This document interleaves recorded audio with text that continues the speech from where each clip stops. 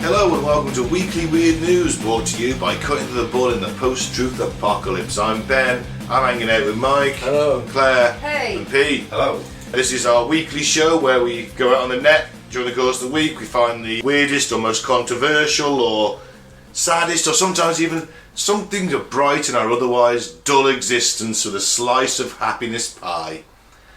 It's called Weird News. Let's do it. Joe Rogan calls the Vatican a country filled with paedophiles and stolen art. spot on. A lot of people disagree with Joe. I'm not in this scenario. Joe Rogan has gone viral again, although this time it has nothing to do with shooting homeless people and everything to do with his perspective on the Vatican.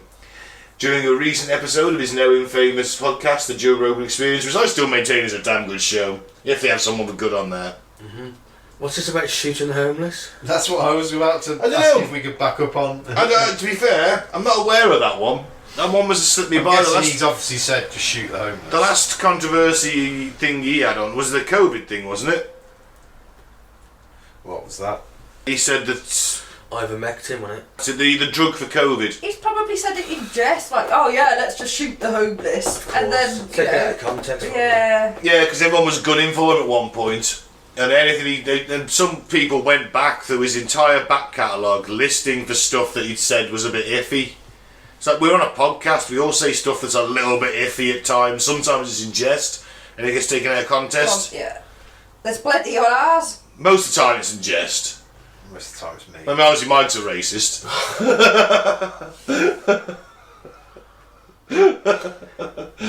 Sorry Mike, you're not a racist. I apologise.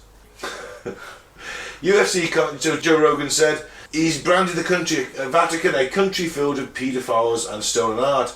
Speaking to guests Francis Foster and Konstantin Kizin, Rogan questioned why some global scandals receive more attention than others. To quote him, he said, "Even the outrage about things you should be outraged about, like Jeffrey Epstein, that outrage was balanced, right? Sort of, right?" he asked. "But what about the Catholic Church?" Rogan continued to explain his bewilderment upon learning that the Vatican is classed as a country. The area was designated a sovereign state in 1929 after the signing of the Lateran Treaty, granting the Pope legislative power. Check out our Secrets of the Vatican episode. Yeah. By Rogan's own explanation, it's a country filled with paedophiles and stolen art. It's like a small, like 100 acres, and it's a country inside of a city filled with paedophiles. Just token up. Kizin then pointed out that Rogan could be sued for libel if he'd made the comments in the UK and would have to prove that the Vatican was in fact filled with paedophiles. Kind of is though, isn't it? Wouldn't be that Allegedly. It wouldn't be that hard, yeah. You can't go and prove You go that. in there and you just start pointing. You go, there's one, there's one. Joe Rogan there's literally one. replied with, quote, "You can't kind of prove that." The Vatican defrocked 848 priests between 2004 and 2014 for raping or molesting children, and a further 2,572 priests were sanctioned with lesser penalties. Hold on, right. So we're talking nearly 3,500 now. Nearly 1,000 of them were actually done for rape. Yeah, or molestation, and the others I just had it covered up and shifted on to the next parish. That's fucking disgusting, isn't it? Yeah, here's a warning. Here's a record of conversation, as we call it at work. If you commit something a minor infringement, here's a record of conversation. It's not a warning. We'll just move you on to the next parish. Yeah. 848. Shit. And that's just in 10 Now, if years. that was happening at, the head teachers of schools across the country, there'd be like a formal fucking inquiry into that shit, wouldn't there? Kizin said, "I hope it's not true," upon learning the age of consent in Vatican City used to be 12. Yeah, it did, yeah. Rogan replied, "Oh my god, it is true. The Vatican City's equal age of consent being raised from 12 to 18 following the announcement of an overall Catholic Church criminal code by Pope Francis." So they raised it to 18, it was 12. Yeah, we should be looking at this, and in all fairness, Rogan is absolutely right. We should be absolutely outraged about this, because These are supposed to be the good guys, aren't they? Look how many billions of people across the world look up to him. You know, Oh, at the end of the day, these are the good guys. That the Pope sat there on his gold fucking chair with golden candlesticks and a golden Jesus behind him. Is God's right hand man on earth, and they're abusing children. Well, not all of them. A lot of I them. think the Pope's been abused. I think a lot of Catholic priests have been looking abused. at his face, I'd say he was abused. God, I hope I've never assigned to you that you never come a job as a therapist, Pete. Oh, you sit down and you're like, how are you? Oh, okay. You look like you've been abused. You just see it in their eyes. It's like that, the dead eyes almost. Like, almost the soul's not there anymore. They've had to learn to like project their soul elsewhere. So they're not the aliens and brain dead, Pete. You'll find that most people who are abusers were abused, unfortunately. It's a sad cycle. It is a sad cycle, you're absolutely right. So they've raised the age, but then it's still, you're not tackling the rape issue. well, it'll stop them doing it now because you've got to be 18 Yeah, to have it's a sex kid. now. So it's like, oh, I can't rape this little 12-year-old yeah, anymore. but they can still be rapey to people that are 18. Well, yeah, obviously. Well, the thing is, it doesn't really matter because it was the age of consent was 12, but priests aren't supposed to be fucking choir boys. When was that changed? It wasn't that long ago. And this is in Vatican City. Isn't it? Yeah, Pope Francis hasn't been in that long, has he? 5 years, maybe.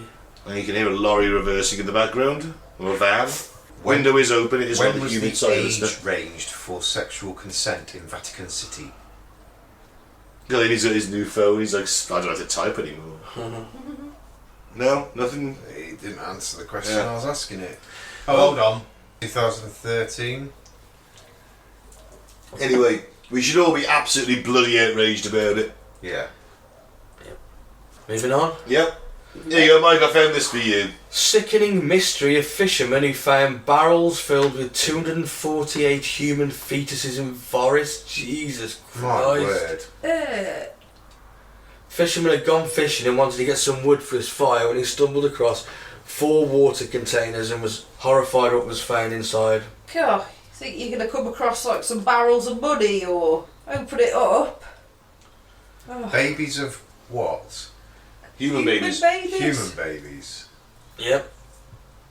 278 baby fetuses were discovered inside dump barrels in Russia. The fishermen alerted the authorities and officials and said the remains were biomedical waste from at least 3 hospitals in the Urals region where they were discovered. Jesus. According to the police, they preserved the formaldehyde in 4 plastic barrels with tags listing surnames and numbers. The discovery was made in a woodland about 45 miles at 70 kilometres north of the city of Yekaterinburg on July 24th, 2012. This has lasted a decade now, this investigation. Awesome. They've just basically announced Wow. that that's what it is. The health authorities said responsibility lies with the organisation charged with the disposal of medical waste from the city's hospitals. That's some nasty fly tipping, that is. Oh, Just a Jesus. bit. It's horrific, isn't it? Maybe someone with this weird moral compass has gone, oh, I can't burn loads of dead babies. Oh, I'll just dump them in the forest instead. There's a couple of other options. Drivers don't usually know what they're carrying, No. so he's thought, I've got these 4 barrels on. Fuck it, I'll throw it down in the woods. No one will. I can go home early for the day. That's terrible. Hey, everyone takes shortcuts at work. He'd have picked it up from a hospital. Four different hospitals, it said, didn't it? Well, yeah, but it's like, oh yeah, because it could be all. He could have made 4 stops and thinking, fuck it. He did say it was all labelled. They could have fell off. Yeah. There's another possibility. They could have fell off the wagon. This is Russia. The driver's probably drunk. He's probably fallen off the wagon himself. Yeah, he's probably fallen off the wagon himself. You know, My vodka breakfast. lots of things can happen. If someone has just dumped them there, then, like you say, Claire, that is the worst case of fly tipping you'll ever hear about. Yeah. 10 years on, the shocking incident remains a mystery and it's not known whether any charges were brought against those responsible. Surely with the surnames and that, they'll be able to find out Yeah. who was working at the hospital, who was in charge of it at that time. Who did the pickup? Yeah. No one ever gets accountability these days, do they? I'd imagine that the Russian paper trail isn't that good on these kind of things either. Not great at stuff, are they, the Russians? You never know what they're being used for either, do you? Why would you be keeping them as like a hospital anyway? It could just be like a case of they're stillborn babies, or You'd think that they would get incinerated. should have an incinerator at the hospital. Yeah. Surely Yeah. that's usually what happens, isn't it? Yeah, because abortion Or maybe isn't a thing really in Russia, is it? Because they believe like to have more children the better kind of thing. So you wouldn't have thought abortion would be a massive thing, would you? I honestly don't know, to be fair. I don't know where the Orthodox Church stands on abortion. Most of them are Orthodox They Christians, pay aren't them, they? don't they, for having children? could have been miscarriages, couldn't it? Could have been stillbirths. Yeah. Could have been abortions, who knows? But either way, surely they'd be incinerated on site, so maybe someone's fucking nicked them, I don't know. I reckon they're on their way to the Pepsi factory. The Russians do love their Pepsi. Yeah. This is the secret ingredient, Yeah. baby fetuses. I would say. According to conspiracy theory. I thought they were going Seriously? to Pfizer and they were going in the injection. That's the tracking chips. Is it? Yeah. Oh, crikey. Moving on then. Yeah. 99-year-old grandma's dying wish was to have a giant penis on her grave. Why not? Why the fuck not? Quality. So, Katerina Orduna Perez, 99, better known as Donna Cater by her community, took an alternative approach to planning her farewell. She skipped over the flower arrangements and the touching sentiments and instead opted for a statue that resembled a 5.5 foot tall penis and the balls weighing nearly 600 pounds. Her grandson, Alvario Mota Limon, unveiled the hefty figure over the weekend. Oh, the grandson's there and he's like, I've got to unveil Granny's cock. There's going to be a picture of this, isn't Yeah, there? there is. That's all There right. is. Yeah. He told Vice she was very avant-garde, very forward-thinking about things. She always said it in the Mexican sense that we were all, what? Virgas? I don't know what that is, to be fair. Cocks, probably. Cocks, yeah. Penises. Oh, here it goes on to say that the Virgus can mean many things depending on the context. It can be a savage insult, or on the flip side, a heartfelt compliment. It's also commonly translated to cocks. There we go. Done, yeah, happy days. Her grandson explained that Donna called the family members Vargas with integrity, courage and passion, and at the same time love and joy. Oh, my little cock. So basically, My little called Virgas. yeah, so she called everyone a dick and says, well, stick me one of them on the gravestones. I also think that she just loved the dick.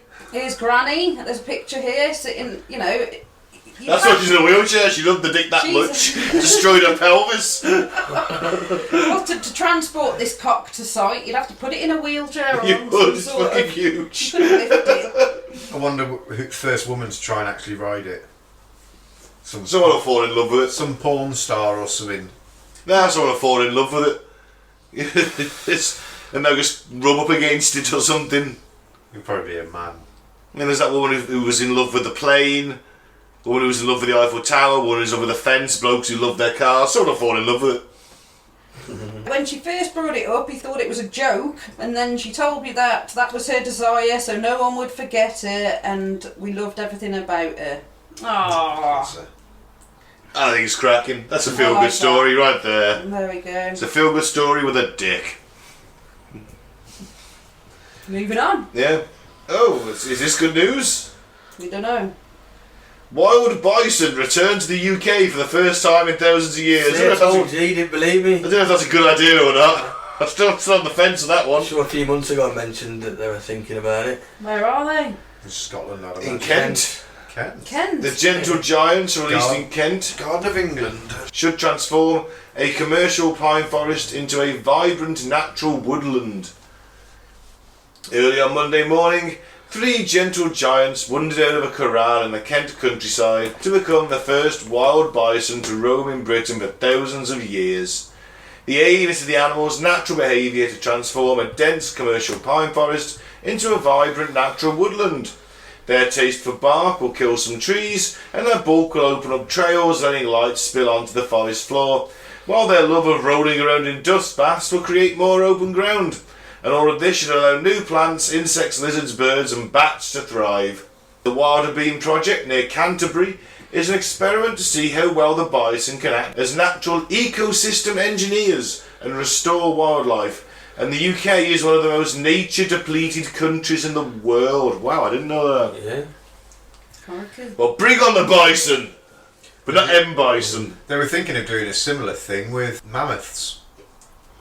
Like they were gonna bring back the woolly mammoth by adding a gene to elephants, the African elephant or I think it was the African or the Indian. I think the African ones are bigger, aren't they? I think it was the African elephant, and then letting them loose out on it's like a swampland because they turn it into because of the way Fertile land and that. they transform the land. So I'm assuming this is basically the same thing, but they've actually done it. When you started Quite reading cool. this, I started thinking, next week on Weird News, somebody's spiked through the chest by a bison. So was I! European bison are the continent's largest land animal. Bulls can weigh a ton and were extinct in the Their wild. balls can weigh a ton. Oh, bulls can weigh Bulls. right. But they are recovering through reintroduction projects across Europe. To quote Evan Bowen-Jones, who's CEO of Kent Wildlife Trust, the restoration of naturally functioning ecosystems is a vital and inexpensive tool in tackling the climate crisis. We want Wilder Beam to mark the beginning of a new era for conservation in the UK, and we need to revolutionise the way we restore natural landscapes, relying less on human intervention and more on natural engineers like bison, boar and beaver. Like a Oh bit of my. beaver. Who doesn't love a beaver? I nearly had a beaver story tonight, actually. The So- giant beaver had started roaming into a town and just going to the pub and shit. Paul Whitfield, Director General of Wildwood Trust, said, not only this, but we're giving people in the UK for the first time in over 1,000 years the chance to experience bison in the wild. Oh, And 3 of presumably them. get gored by them. That was my ad-lib. It's a really powerful emotion, a visceral experience to see something we've lost in this country. Well, where's it end? We bring about wolves as well. Well, yeah. Yeah, I think they are. It's Well, not that's a bad idea. Wolves are about in Scotland, aren't they? Yeah. I'm sure they're going to be adding more than 3. Oh yeah, this is like a little experiment, isn't it? Yeah, they're going to be joined by a young bull from Germany in mid-August. Ah, there you go. Oh, So that'll make some, Brexit held it back. Bloody hell. that'll make some babies. You know that animals have to have a passport now to come to the UK. Yeah, to And make sure they're not vice versa. infected or anything. How'd you get a fucking bison into a photo booth against Now, no smiling. How'd you get to pull the face and everything? You know, it's... I don't get it. Yeah, bison, they're back. Cool. But not M. Bison from Street Fighter 2. He's not back, he's dead. It's dark on many levels because he is actually dead. I know, you know what? You know, I might pick Street Fighter as a movie pick one day. I don't mind that. That's It's got terrible. Kylie Minogue in it. Oh, I yeah. like watching Kylie Minogue in that film. I used to love Jean-Claude Van Damme's absolutely atrocious accent in that movie. Being dark. And the fact that he was off his tits on coke for all of it. I'm surprised. It adds to the quality of the movie. awful. Because Van Damme kind of forgets to speak English in some parts. The way he delivers his lines is terrible. I'd rather watch Street Fighter the later years. When Zangoff's mopping an arcade in his pants. That one. I just want to watch Kylie Minogue. Street Fighter will be a movie pick one day. Well, there you go then. Good news. Bison are back. Yep.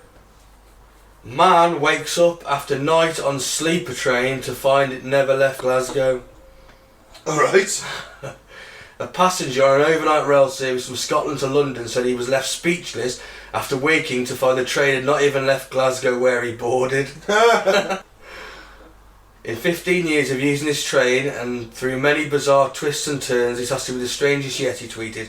Wake up and the train never left Glasgow.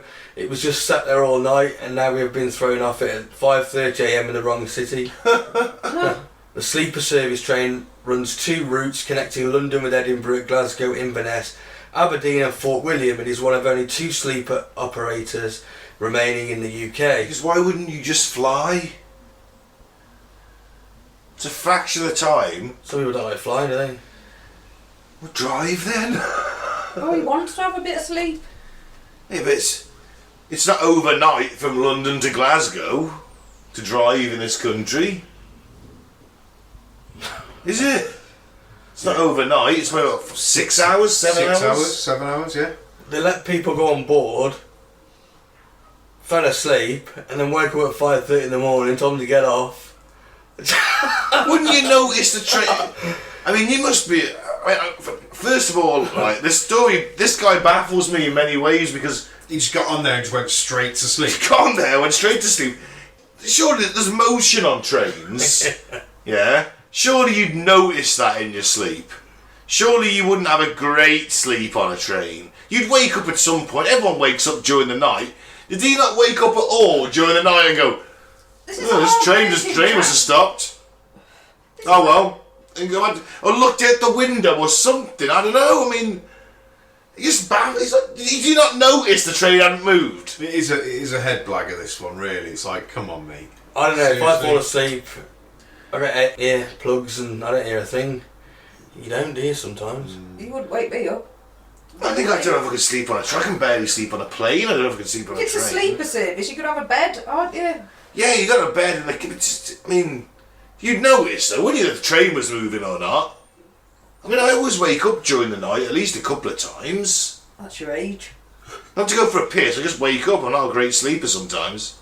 Sometimes I get up at like 2 in the morning, just be laying there, I'm going for a fag. Let's go downstairs, I'll take my book with me, go and sit down, go and smoke and read the fucking book and then go back to bed.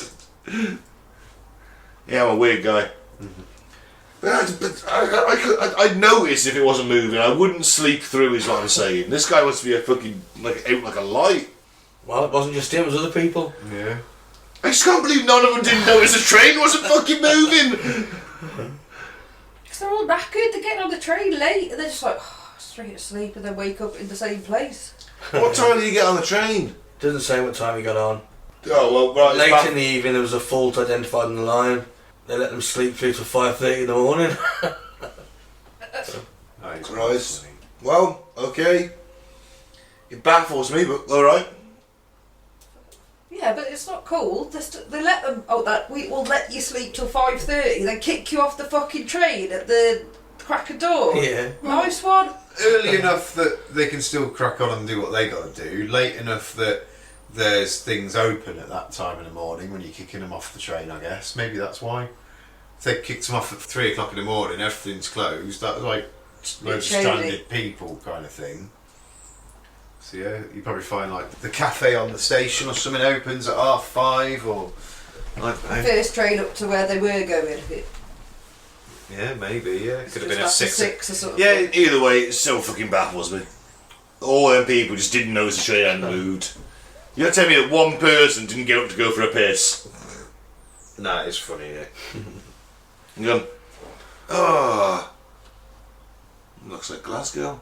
I can still smell piss. Still in Glasgow! It smells of piss, buckfast and hopelessness. B.O. Piss, Buckfast and B.O. Yeah, still in Glasgow. Only kidding, Glaswegians. I spent a while there in the Navy. I'm just joking. It's a lovely place. In the Navy. Lovely place.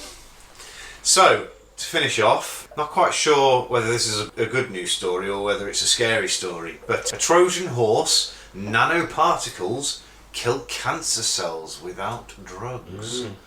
So, scientists have created a Trojan horse that sneaks anti-cancer nanoparticles into cancer cells and causes them to self-destruct without any drugs. The research is still in early days, but the new method is already proved to be remarkably effective at killing cancer cells in a petri dish and reducing tumour growth in mice. Well, that's impressive. Yep. Researchers at the Nanyang Technology University, Singapore, developed the Trojan horse by lacing an anti-cancer nanoparticle with specific amino acid known as L-phenylalanine. That's it.